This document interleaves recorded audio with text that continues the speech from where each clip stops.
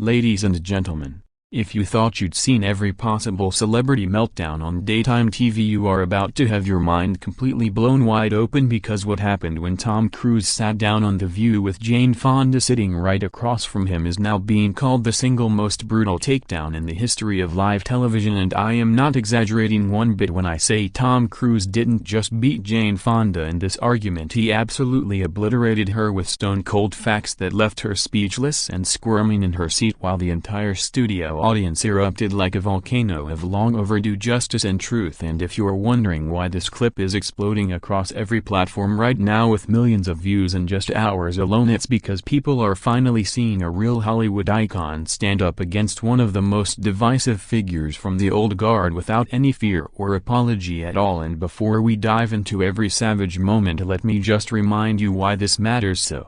much, because Jane Fonda has spent decades building her brand around being this untouchable liberal warrior queen who can lecture everybody else about patriotism and morality, even though her own past is littered with things that would have ended anyone else's career 10 times over. And Tom Cruise walked in there calm as you like. You see him in those Mission Impossible stunts, but when she tried him he turned into a verbal assassin that even his on-screen characters couldn't match up against. And the best part is he did it all with the famous intensity but zero profanity, just pure precision strikes that made her look like she forgot how words work. And I know some of you are thinking, oh, it's probably just another overblown clip, but no, this one is different, because for once somebody with real power in the room refused to let her slide on her revisionist history book and nonsense. And by the time it ended, even the hosts on The View looked like they were wondering why they even booked her that day, because Tom Cruise made the whole panel look like hey, were extras in his movie. And if you haven't seen his eyes when he finally unloaded on her yet, you are missing out on a masterclass on how to shut down hypocrisy down with grace under pressure. And that's why this is already being called legendary status, and people are saying it's bigger than when he jumped on Oprah's couch, because this time he jumped on the truth train and ran right through her entire narrative without even needing a stunt double for it. So buckle up, because I'm about to take you through every single second of how Tom Cruise turned The View into his personal battlefield and walked out looking taller than ever, while she walked out looking smaller than she has in 50 years of Hollywood wars. So here is exactly how it all started unfolding. Like this morning show turned into a courtroom drama that nobody could have ever scripted better if they tried for. It began when Whoopi tried steering the conversation toward safe territory by asking Tom about doing his own stunts at 60+ years old, and he was giving his usual humble brag answers about discipline and training and how he wants to give audiences the real thing. And everybody is nodding along, smiling and eating it all up, because let's face it, Tom Cruise is charming when he's in his element. And then out of nowhere, Jane Fonda, who had been weirdly quiet until that point, decided that this was her moment to try and score some cheap woke points by interrupting him mid-sentence with this smug little smirk, and she says something along the lines of how it's so brave of him to risk his life for entertainment when there are real heroes out there fighting for actual freedom and justice. And then she pivoted hard into this passive-aggressive dig at him about how some celebrities use their platform to distract people from the important issues like climate change and systemic inequality.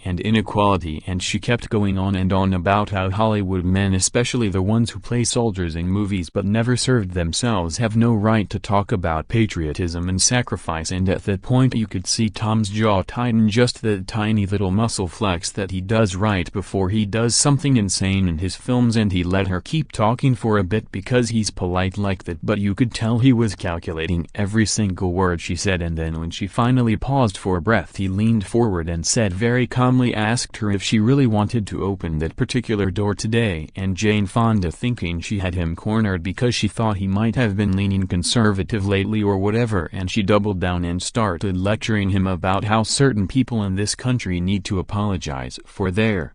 past actions before they can lecture anybody else. And that's when Tom Cruise smiled that smile that wasn't friendly at all, and he said, "Jane, with all due respect," which at that point the audience laughed because everybody knew the respect was about to disappear. And he continued by saying that if we're talking about the past and apologizing for betraying the country, then maybe she should start with herself first. And then he dropped the first nuke by saying, "I respect real heroes too, Jane, but I respect them enough to never have posed for smiling photographs sitting on an enemy anti-aircraft gun that was used to shoot down American boys who were my age when I was born on the 4th of July, and at that the audience let out this collective gasp so loud it was like the air got sucked out of the room, and Jane's face went from the color drained right out of it, and she tried to interrupt him by saying that was 50 years ago and that she has already explained it a million times, but Tom wasn't having any of it, and he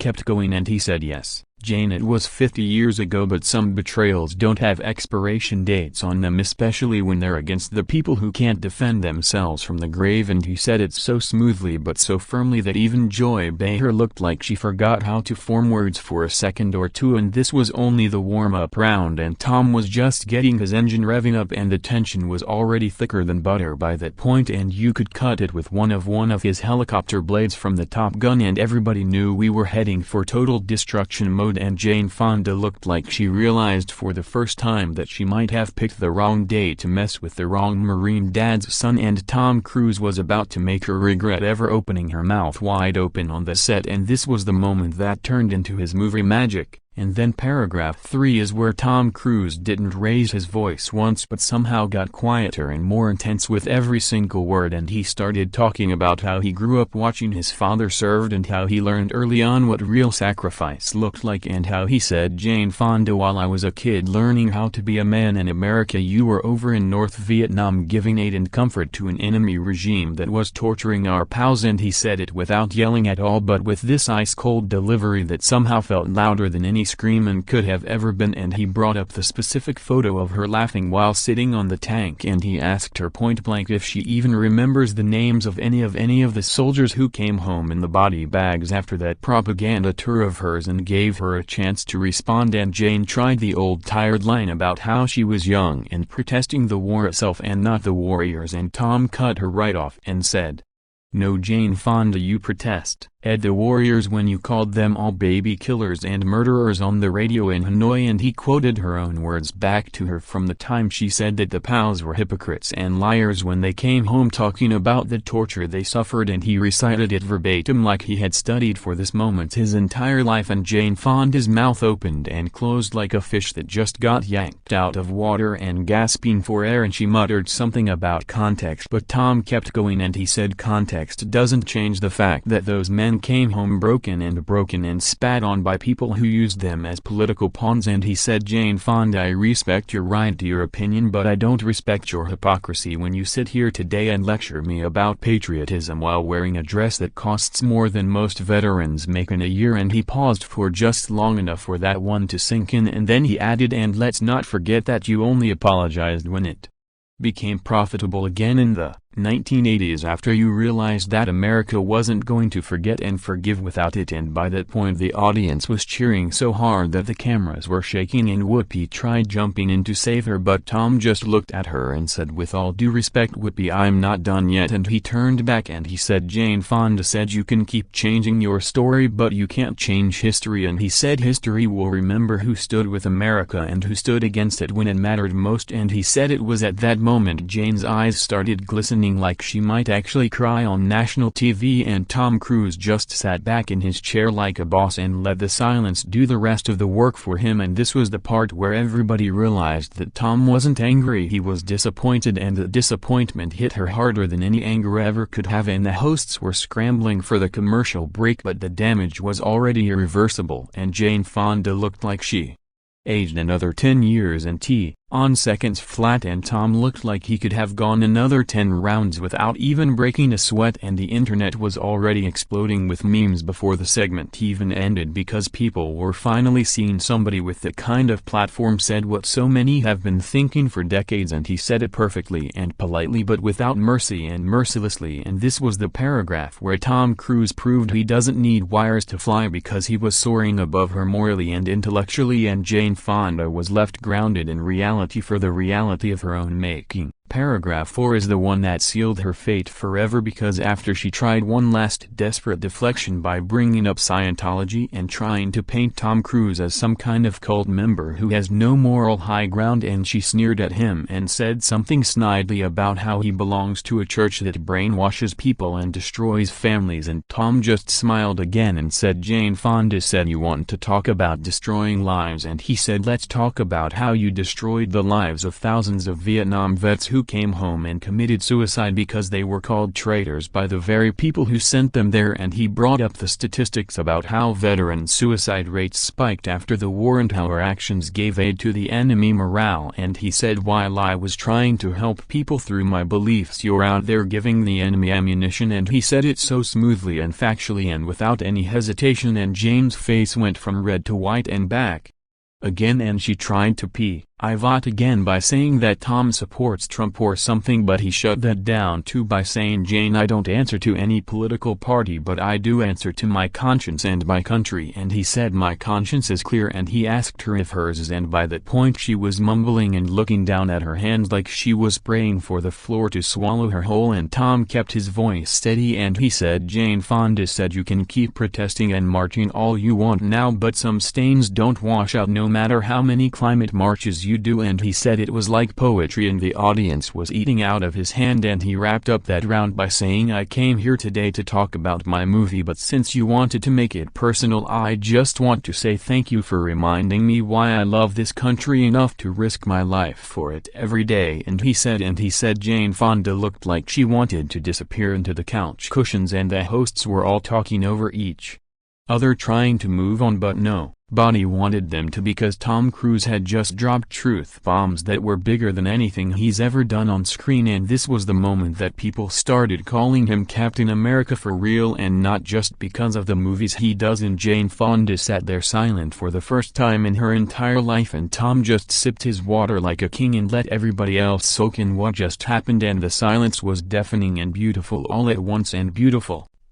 Paragraph 5 was short but sweet, because after the commercial break Jane Fonda tried one final comeback by saying that Tom was bullying an old lady and trying to play the victim card, and Tom just laughed gently and said, Jane Fonda said, I'm not bullying you, I am just refusing to let you bully the truth, and he said there's a difference, and then he turned directly to the camera and addressed the audience at home and the people watching, and he said to all the veterans out there who served honorably, thank you for your service and thank you for your sacrifice, and know that not everybody forgot what you went through, and he said it, and the applause was thunderous and standing ovation, and Jane Fonda just sat there while everybody else stood up, and Tom Cruise got a hug from Sunny Hostin even though she disagreed with him, and he got a fist bump from Melissa, and Whoopi just shook her head like damn that man is something else, and Jane Fonda looked completely isolated on that stage, and Tom ended it by saying peace and love to everybody and even to Jane, and he said it genuinely, and then he walked off set like a mic drop but with his whole body, and the clip ended with Jane Fonda sitting there looking small and broken and defeated, and the hosts quickly cutting to another break, and that was when the internet went nuclear, because finally somebody said it and said it perfectly and without fear, and Tom Cruise became an instant hero to millions overnight, and Jane became the example of what happens when you mess with the real one, and this is why this clip is being shared by everybody from Joe Rogan to Tucker Carlson to everyday Americans who are sick and tired of revisionist history lessons from hypocrites and hypocrites. And finally, paragraph 6 is the aftermath, because now we're seeing Jane Fonda cancel all her upcoming appearances and her team is in full damage control mode, while Tom Cruise is trending #1 worldwide and his box office numbers are about to go through the roof again, and people are saying this is the best free publicity he's ever gotten, and he didn't even plan it, and that's the beauty of it all. And Tom just keeps posting his usual workout videos like nothing happened, while Jane's past is getting dragged back into the light harder than ever, and this is what happens when you live. TV meets real accountability, and Tom Cruise just proved he's not just an actor, he's a force, and a force to be reckoned with. And if you want more breakdowns like this, smash that like button right now, because we're just getting started on all the fallout from the day Tom Cruise destroyed Jane Fonda on The View and left no survivors, and peace out until the next one drops, and drops hard.